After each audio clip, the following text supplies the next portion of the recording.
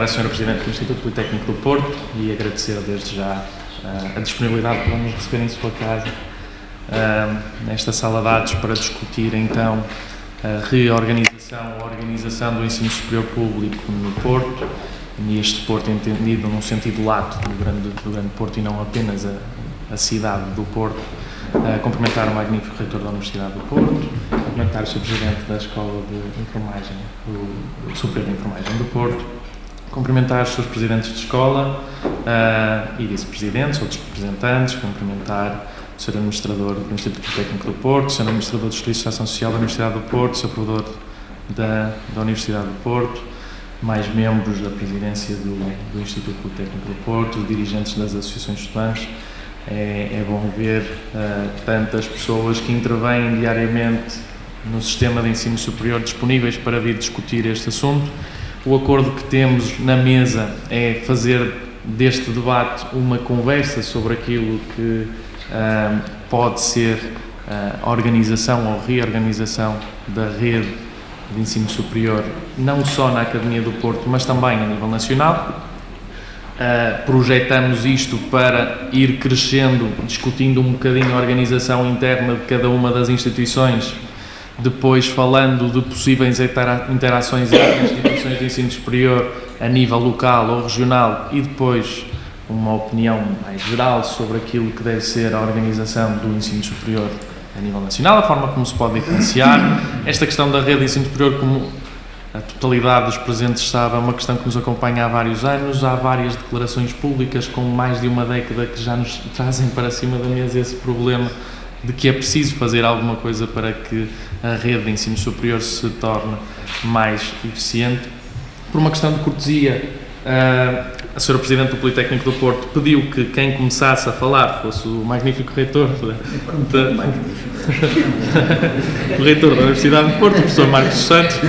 Vamos descer a formalidade. O professor Marcos Santos vai começar então essa intervenção. Professor, na Universidade do Porto, os estatutos da Universidade prevêem que a organização da Universidade do Porto consta de um regulamento próprio, orgânico, aprovado pelo Conselho Geral sob proposta do reitor. A primeira pergunta é a atual estrutura da Universidade a mais eficiente e permite alcançar os melhores resultados? E se a entrada em vigor, caso venha a entrar em vigor o regulamento orgânico que foi entretanto aprovado pelo Conselho Geral, resolverá esses problemas? Ou se, na sua opinião, fica alguma coisa por fazer em relação à orgânica da Universidade? Muito boa noite a todos. Boa noite, empregário. Vamos tratar assim, porque vamos Marcos Santos, dizemos de professores e reitores, estamos aqui para uma conversa entre colegas e com estudantes, e é nesse sentido que eu venho preparado, não tenho nada preparado. Enfim, eu não tenho verdades absolutas, tenho ideias que são discutíveis como outras quaisquer, e que temos que ir todos trabalhando no sentido de melhorar a situação que eu enfim, considero que não é a melhor neste momento no país. No que diz respeito à Universidade do Porto, enfim, é uma situação aqui um bocadinho complicada comigo, porque o Conselho Geral está ainda a discutir esta questão, e portanto eu vou apenas dizer qual é a minha opinião e não tenho, e aquilo que tenho defendido. Portanto, o que defendo essencialmente é que nós precisamos de cooperar cada vez mais. Isto é impossível que o país se desenvolva se cada um puxar para o seu lado, e começamos todos jardins pequeninos em que tem que haver um jardineiro responsável por aquele jardim pequenino, e não quer juntar-se aos jardins do lado para criar um jardim de dimensão razoável e que se imponha naturalmente. Portanto, eu penso que nós, portugueses, mas sobretudo aqui no Norte mais, preferimos ter um jardim pobrezinho, mas é que seja o dono, do que partilhar um jardim maior, portanto, enfim, e sermos melhores, portanto, temos uma vida melhor, e sermos mais eficientes e mais eficazes. E isso vale não só ao nível universitário e politécnico e ensino superior, mas até nas empresas, né? Portanto, todos queixamos de que as empresas não têm dimensão, portanto, mas elas não se querem juntar para pelo menos fazer a investigação, porque cada uma delas por si só não tem estrutura nem capacidade para fazer. Então, eu sou muito adepto de que temos que ter cursos multidisciplinares e interdisciplinares. A investigação deve ser muito multidisciplinar. Hoje em dia é nessa multidisciplinaridade que está a fronteira do desenvolvimento e, portanto, tudo quanto seja obstáculo a criar essa multidisciplinaridade, acho que deve ser reduzido o mais possível. E eu entendo que a constituição de uma universidade, enfim, como a do Porto, com tantas unidades orgânicas que tem, é um obstáculo grande à cooperação interna, para inclusivamente. E já não digo em relação à cooperação externa, à própria cooperação interna. Criar qualquer curso novo entre 3 ou 4 faculdades é uma dor de cabeça enorme, portanto, e é preciso, enfim, um trabalho prolongado, portanto, de discussão para chegar a uma solução. Quando se chega, muitas vezes não se consegue chegar. Portanto, eu penso que tudo aquilo que diminua interfaces, que permita mais facilmente, todos os dias, vivermos em conjunto e não vivermos isolados, e depois de vez vamos juntando para discutir isso. Essa discussão entre jardins diferentes é sempre complicada, porque a fronteira é difícil de ultrapassar. Por isso eu defendo que era essencial reduzir o número de entidades constitutivas e, desse modo, nos órgãos de gestão dessas entidades convivem pessoas de vários setores, que seriam atuais, portanto, vivem o dia-a-dia juntos, têm que pensar em conjunto os cursos que vão oferecer, a investigação em que vão apostar, e, portanto, não apenas de vez em quando se encontram, faz parte da sua vida diária. E isto, portanto, facilitaria imenso avançar em soluções muito mais eficientes e mais multidisciplinares, que eu penso que é essencial termos nos nossos dias. E, portanto, nesse sentido, eu fiz a proposta de constituição de 3 ou 4 unidades orgânicas de dimensão razoável, mais equilibradas, mas pronto, sei que para já isso não é a solução que seja viável de imediato, mas eu acho que virá o tempo em que isso vai acontecer, não é? Portanto, mais cedo ou mais tarde, eu acho que não vai haver solução que não seja para uma universidade que se quer afirmar cada vez mais e que tem hoje uma competição forte, tanto internacionalmente, e que quer estar também numa posição de relevo, vai ter que o fazer. Esta é a minha opinião. E isto depois aplica-se ao sistema de ensino superior português, não é? Na sua globalidade. Podemos depois então pensar um bocado também sobre isso. Professor, só uma pergunta para completar essa ideia. Na sua opinião, o facto de ser necessário que as estruturas de gestão sejam menos, que quem tem capacidade para decidir haja menos centros de decisão Exato. Em toda a universidade, isso tem mais que ver com fatores associados à gestão da instituição ou há outros ganhos além da gestão? Muito mais a ver com a qualidade e com a oferta. Digamos, a gestão depois é uma consequência disso, não é? A mim o que mais me preocupa é a qualidade da oferta e a interdisciplinaridade que hoje é fundamental oferecer. Portanto, reduzir a dificuldade em construir esta ação conjunta. Eu não acredito na ação isolada de pequenos grupos que não têm escala. Isso depois vem outro ponto, que é haver pessoas capazes de gerir tanta coisa e sabemos que não há. Portanto, há muito menos gente e, portanto, se queremos ser eficazes a gerir e gerir adequadamente, também não podemos proliferar com unidades de investigação às dezenas e unidades orgânicas com mais de uma dezena, não é? Portanto, tudo isto, na minha ótica, precisa de serviço, sobretudo pela qualidade do que resulta, como volto a dizer, e pela multidisciplinaridade e interdisciplinaridade que permite fazer de uma maneira muitíssimo mais fácil. E depois a gestão, obviamente, virá facilitada se essa dimensão tiver uma capacidade e se houver pessoas que sejam adequadas para gerir tanto essas entidades. A pergunta é mais ou menos a mesma. Os estatutos do Politécnico do Porto estabelecem que compete ao Conselho Geral, na altura delegavam ao Conselho Geral essa responsabilidade num prazo de 180 dias após a aprovação dos estatutos de propor medidas necessárias conducentes à racionalização das unidades orgânicas. Isso foi um trabalho que, por múltiplos fatores, ficou por realizar. Há margem para que haja uma reorganização do Instituto sob o ponto de vista da sua orgânica para que se torne mais eficiente, mais coerente? Ou, na sua opinião, a forma como hoje organiza, baseada nas 7 escolas que tem, com uma dispersão geográfica considerável, dar resposta àquilo que é a missão do Instituto Politécnico do Porto. Muito obrigada.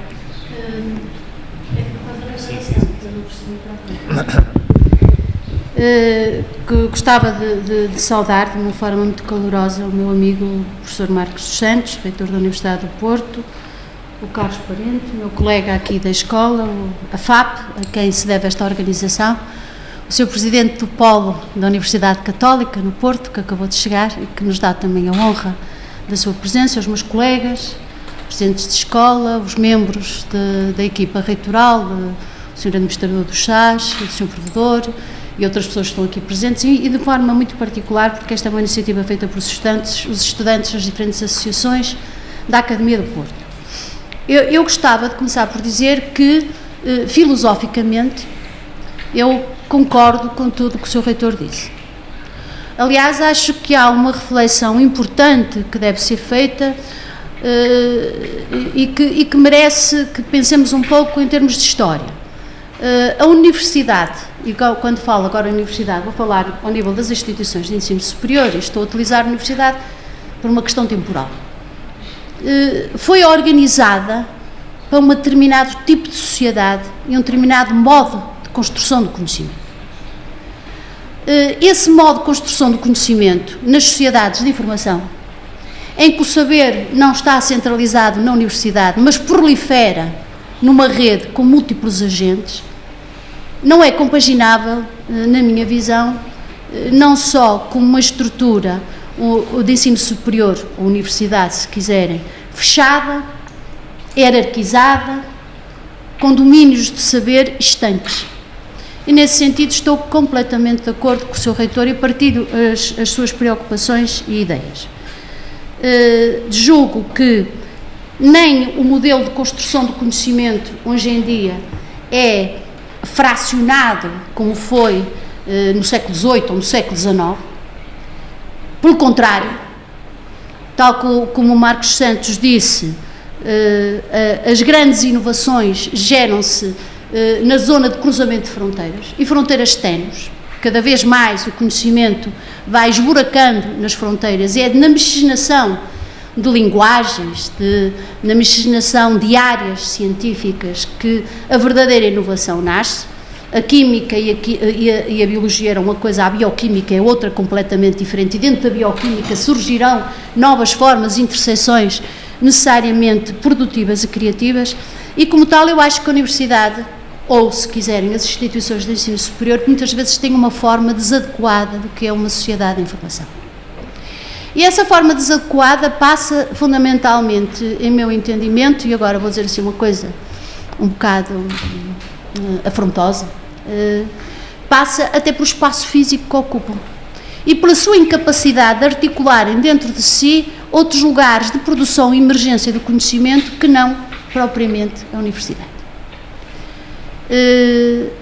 Imagino que no futuro esta configuração arquitetónica que nós temos de universidade, num espaço físico com as suas estruturas hierárquicas, com os seus departamentos, sofrerá uma alteração profunda, aproximando-se muito mais de uma rede virtual conectada com outros centros de produção de conhecimento que não estritamente os departamentos ou as academias.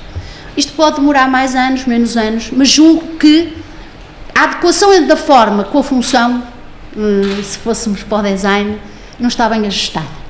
E acho que há uma revolução por fazer e uma alteração de modo de fundo por fazer.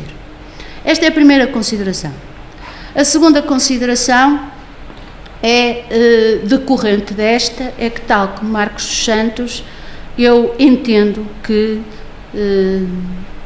uma resposta criativa e inovadora que acompanhe aquilo que é neste momento o conhecimento e as necessidades do conhecimento vai passar também por o romper das formações clássicas e das investigações clássicas. Nós temos uma concepção de ensino superior, há outros países que têm uma estrutura mais flexível em que há uma área de saber que depois se organiza em unidades curriculares ou disciplinas em ordem a uma determinada formação. É um modelo essencialmente analítico. Eu julgo que nós vivemos num tempo, tal como Marcos Santos referiu, que mais do que analítico vertical é uma rede horizontal. E essa rede horizontal força necessariamente que a própria organização das instituições tenha que ser de outro modo. Agora, que é difícil é.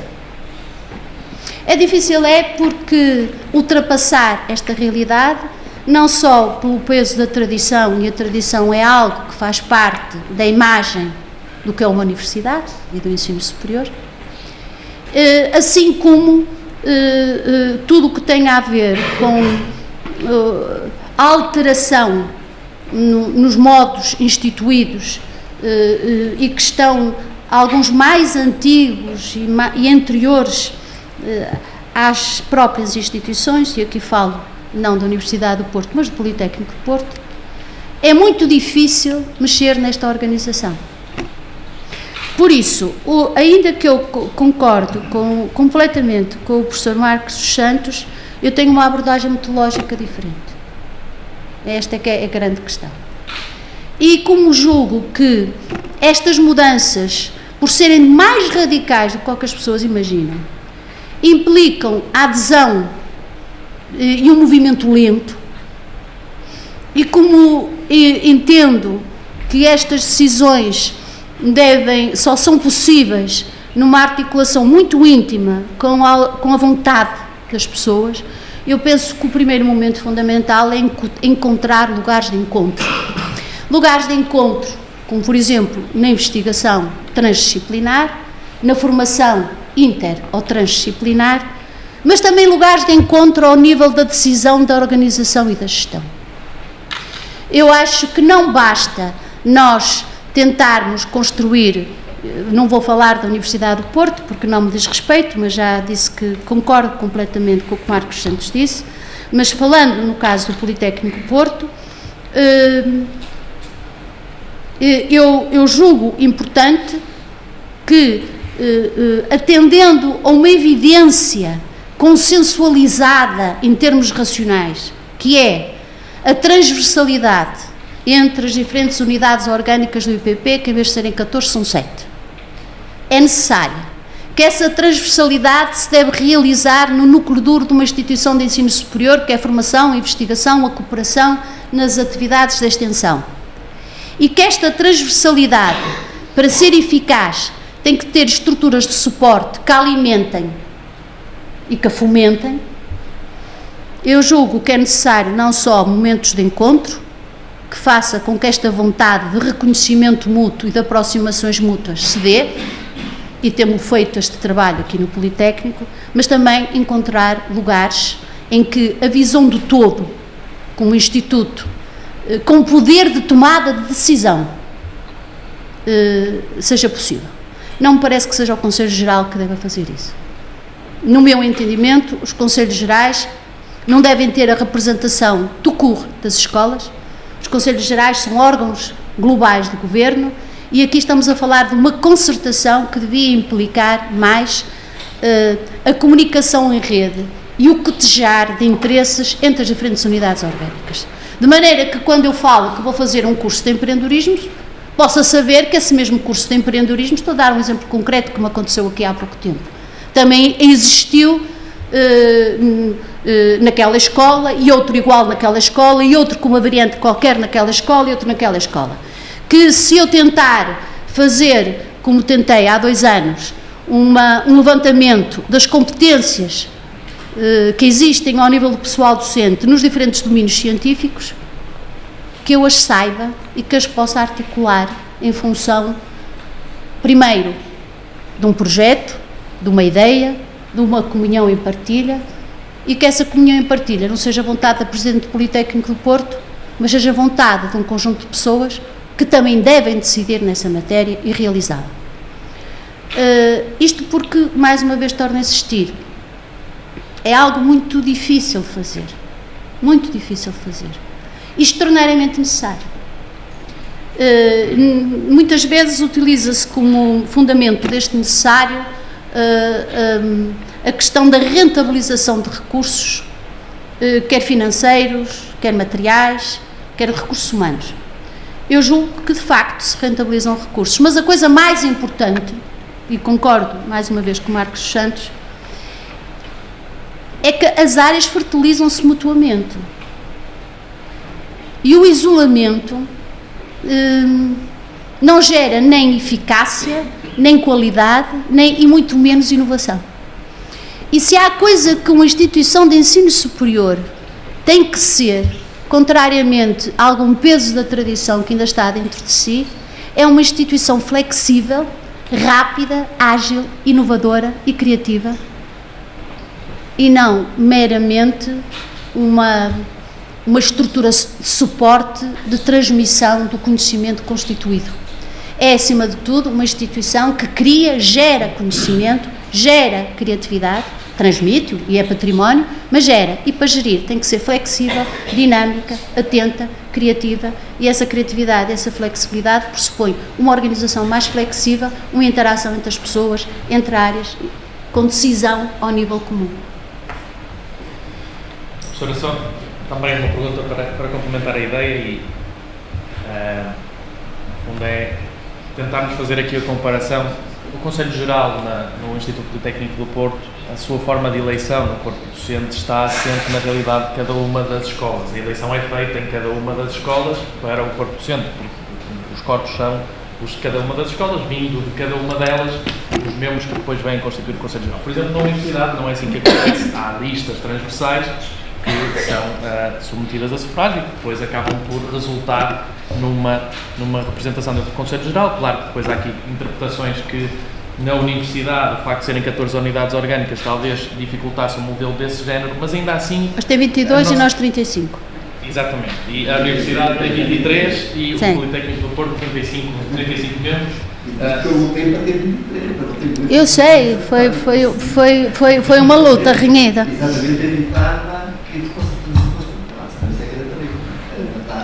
E porque também nós, Federação Académica do Porto, também estamos neste debate para nos comprometermos com algumas posições e por isso também não apenas fazermos as perguntas, mas comprometermos com algumas posições, nós entendemos que nesses órgãos de dimensão institucional a representação, muitas vezes, que acaba por acontecer de um interesse de uma determinada escola retira o pensamento estratégico da instituição e que faz com que muitas vezes a tal lógica de se estar a defender a escola em detrimento daquilo que possa ser os benefícios para a instituição prejudica resultados.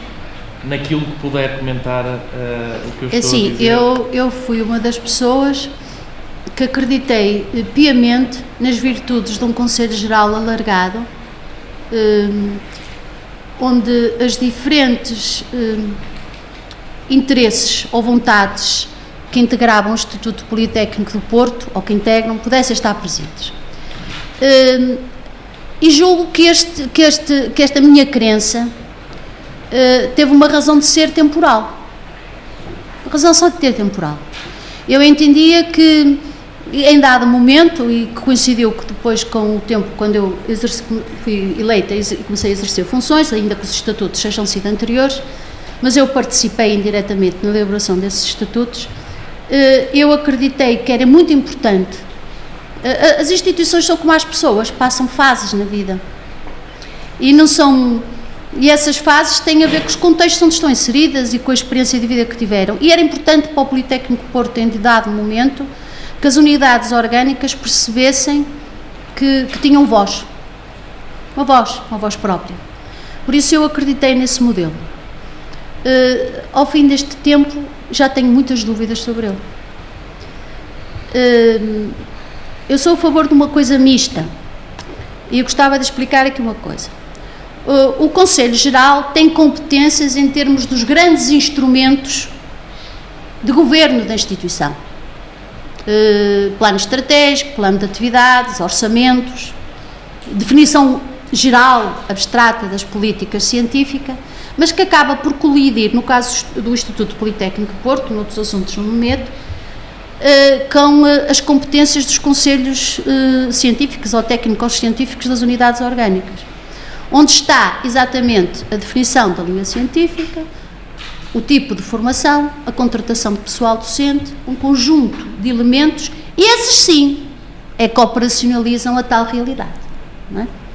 Por isso, quando eu às vezes sinto-me um bocadinho Rainha da Inglaterra, ou Dom João II, que fiquei para governar com as estradas e os caminhos de Portugal, como herança, é um bocado verdade. Mas eu, por ideologia, e isto é uma questão ideológica, e convicção no modelo de gestão, considero que deve haver um modelo misto. Por isso é que eu defendo que a existência de algum órgão com capacidade de decisão mais operacional, mas transversal ao Instituto.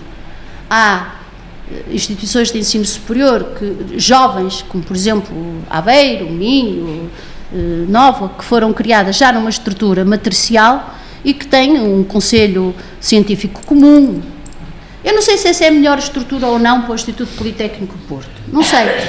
Sei é que o Conselho Geral, que quanto a mim devia ter uma representação mais curta e mais transversal e não tão direta das escolas, numa visão institucional e global, pode ficar com os macro-instrumentos que o Regês consagra, mas acho que há uma gestão diária, operatória, que essa é que sim, realiza na prática isso.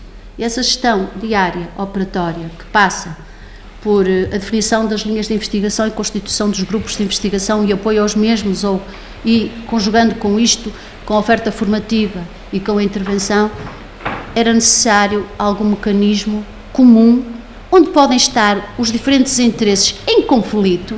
Eu acho que o conflito é uma coisa fantástica e que deve ser vista na sua dimensão criadora,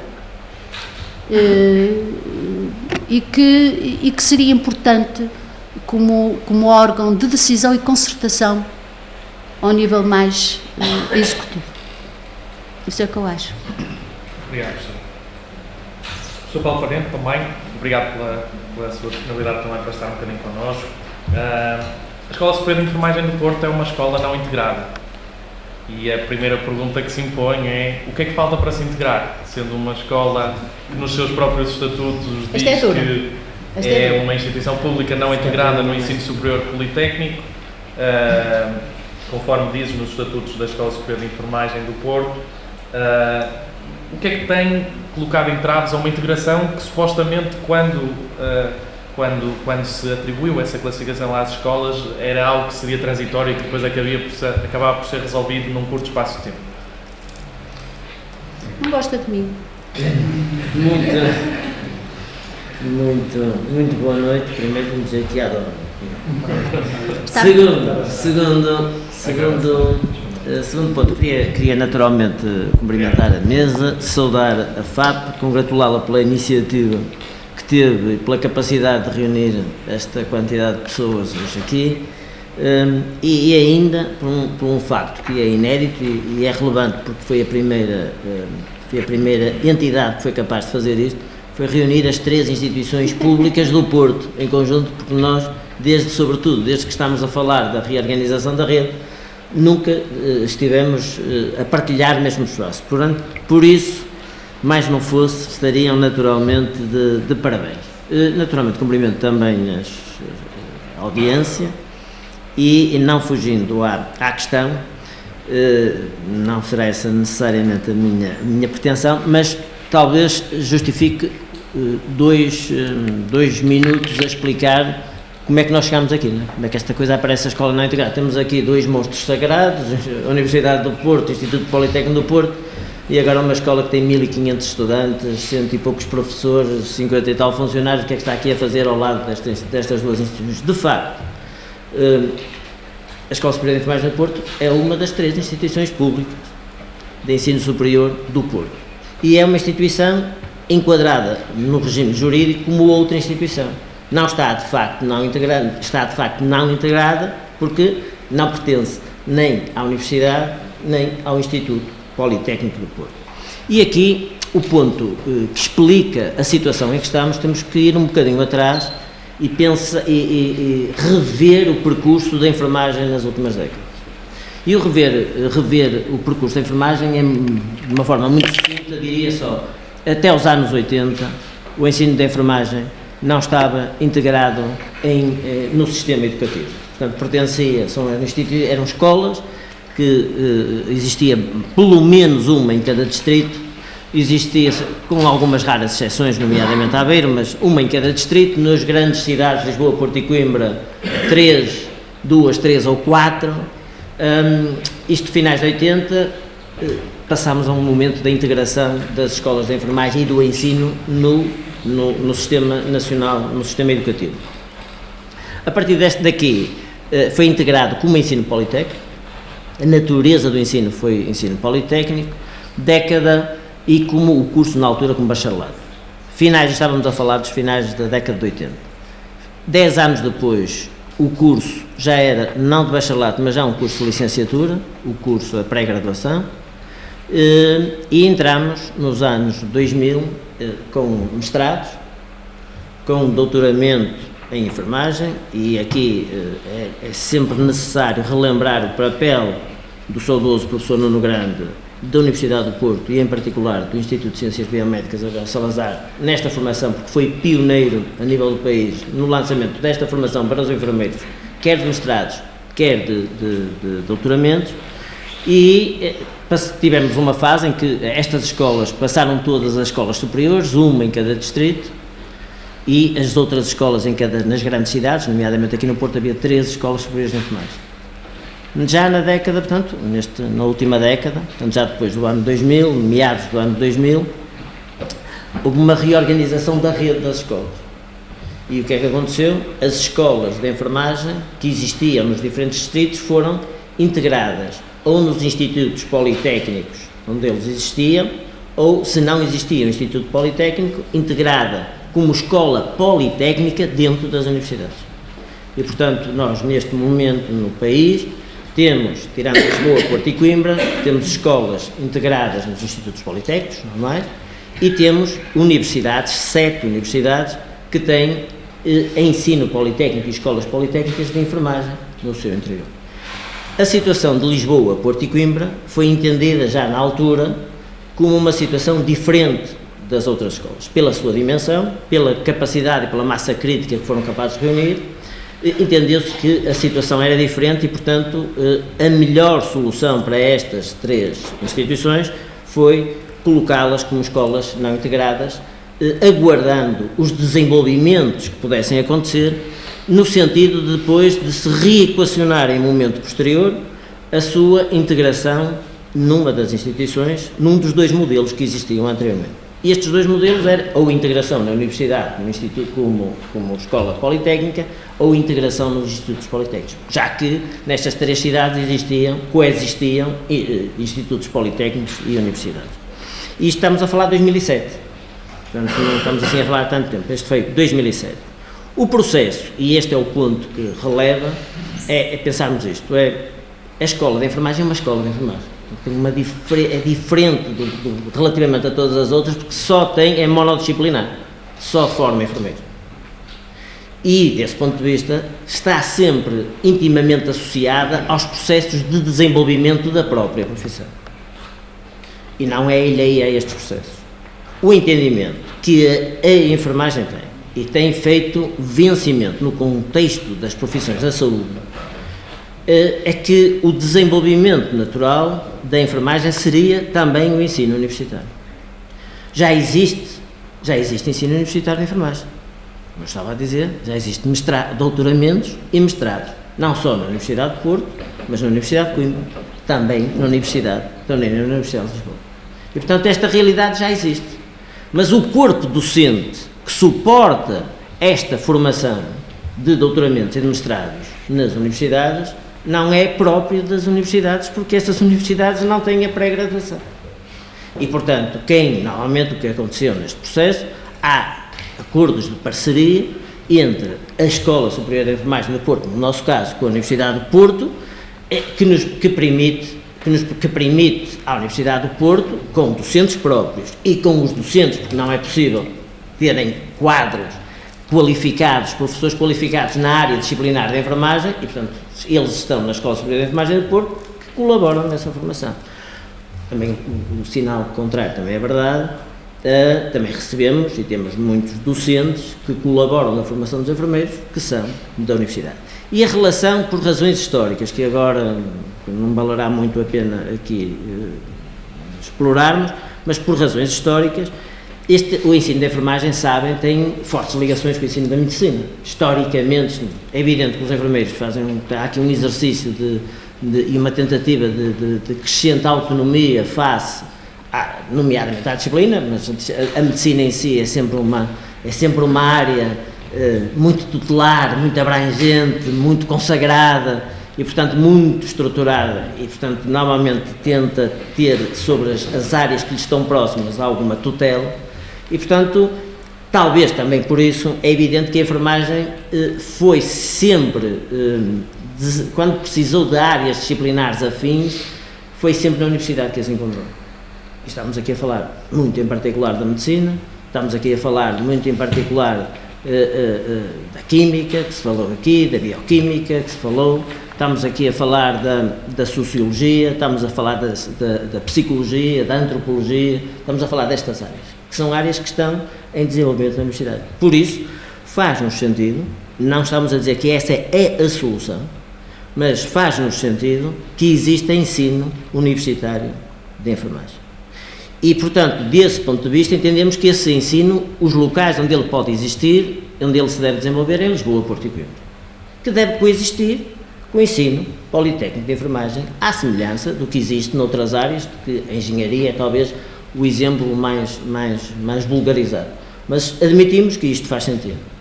Depois, sobre outras questões que aqui se falaram, eu também partilho da ideia de que é preciso, e entre as instituições nós temos uma vantagem grande, é que nós estamos aqui a falar no Porto, eu diria quase de barriga cheia, não é? A nossa situação no Porto não é a situação, e as questões da reforma não se colocam pela situação no Porto, em Lisboa e Coimbra, colocam-se sobretudo pelos grandes problemas que estão a viver no interior do país.